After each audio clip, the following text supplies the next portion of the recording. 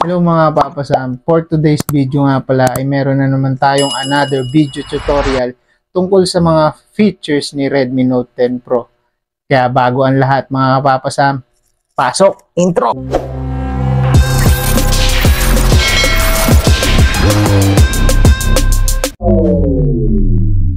So ito na nga mga Papa Sam, another video tutorial na naman tayo sa mga features ni Redmi Note 10 Pro. At isa dito ay ang paramihin ng ating sarili sa iisang video. O, di ba?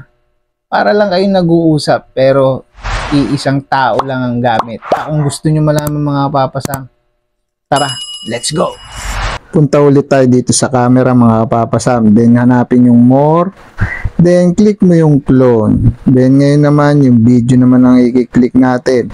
Humahanap ka na ng angulo. Then click mo yung pulang button sa gitna. Yan.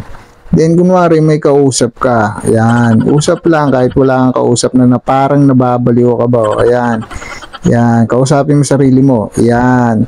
Then, magpalit ka o magbawas ka ng damit o anong costume ang gusto mo para magkaiba yung dalawang tao pero iisa ka lang. Di ba? Ang gulo, no?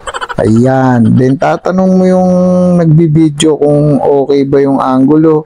Kung may blurred pa ba kasi mas maganda walang blurred para maganda sa video. Yan. Usog ka pa, papasam. O yan. Pag okay na mga papasam, click mo na ulit yung red button. Then, play ka na ulit. Ayan. O. Kunwari, magkausap na kayo. Di ba nakikita mo na dyan sa video na yan.